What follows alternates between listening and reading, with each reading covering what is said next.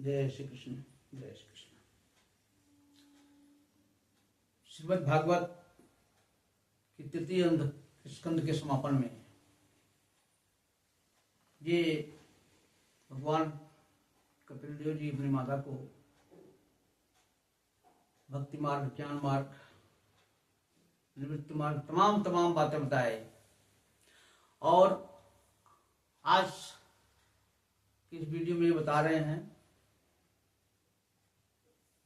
कि मनुष्य की गतियां दो प्रकार से होती हैं, एक धूम मार्ग और एक सूर्य मार्ग। इस पर भगवान कपिल जी ने माता को समझाया कि जो गृहस्थ पुरुष हैं और हमेशा अपने घर में रह करके सकाम भाव से ही गृहस्थ धर्म का पालन करते हैं, वे काम और तमाम तरह की भोगों की वस्तु को प्राप्त करते हैं और पुनः उन्हीं को पाने की इच्छा से इस तरह का जो अनुष्ठान करते हैं। उनका मन हमेशा ही तमाम तरह की विषय वासनाओं में जो है लिप्त रहता है। हर हमेशा नई नई कामनाएं उनके मन में पैदा होती थी, ये हो जाए वो हो जाए, और कभी तृप्त नहीं होते हैं। और इसी में जो है काल का बुलावा आ जाता है। तो ऐसे पुरुष जो है अपने गृहस्थ धर्म का पालन करने वाले पुरुष, जब उनका अंत होता है तो वो चंद्रलोक में जाते हैं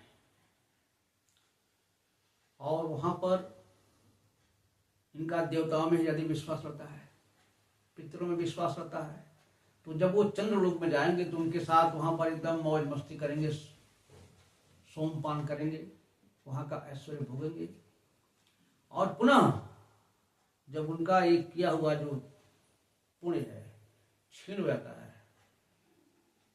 तो पुनः उनको इसी लोक में आना पड़ता है। और ये चक्र ये चलता रहता है। आवागमन, आप अवश्य ही अच्छे कर्म कर रहे हैं, लेकिन आप कर्मों से चूंकि बंधे हुए हैं, इसलिए फिर पुनः नया जीवन पाएंगे, पुनः करेंगे। फिर ये है आवागमन, इसको कहते हैं धूम मार्ग। और इसके विपरीत जो व्यक्ति प्रशांत है, निष्प्रिय है, उसकी कोई आसक्ति नहीं है और वो केवल अपने धर्मों का पालन करेगा भगवान की प्रसन्नता के लिए। जो भी काम अपने धर्म का पालन करता है भगवान की प्रसन्नता के लिए, उसका कोई उसमें जो है वो एकदम निष्काम है।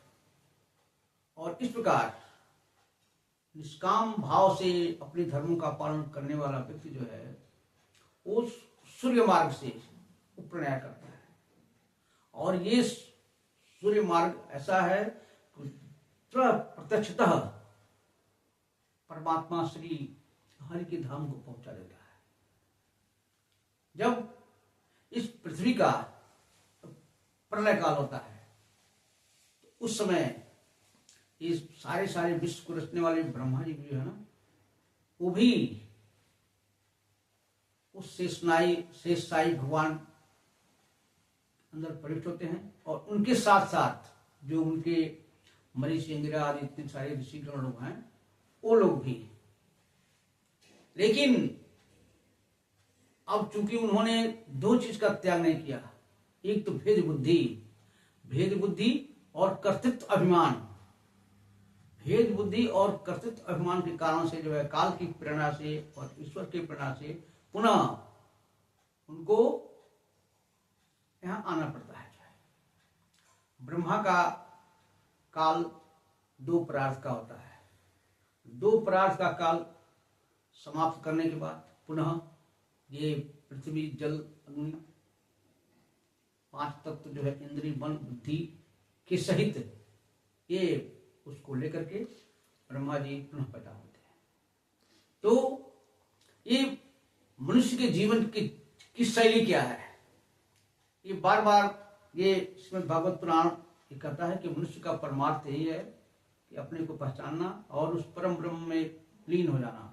लेकिन जब तक आपके अंदर वो भावना नहीं आएगी तब तक आप इन सांसारिक धर्मों में लिपटे रहेंगे।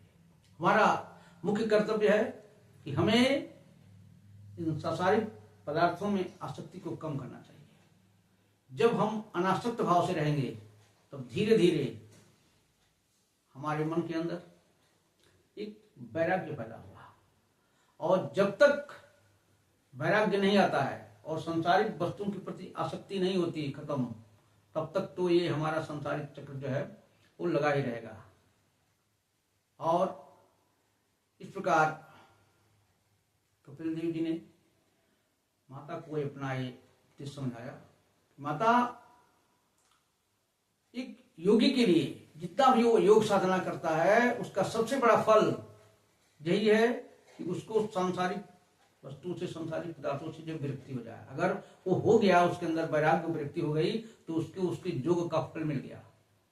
तो हे माता, आप मेरी माता हैं, आपसे मेरा इतना ही कहना है कि आप निरपेक्ष होकर के उन ये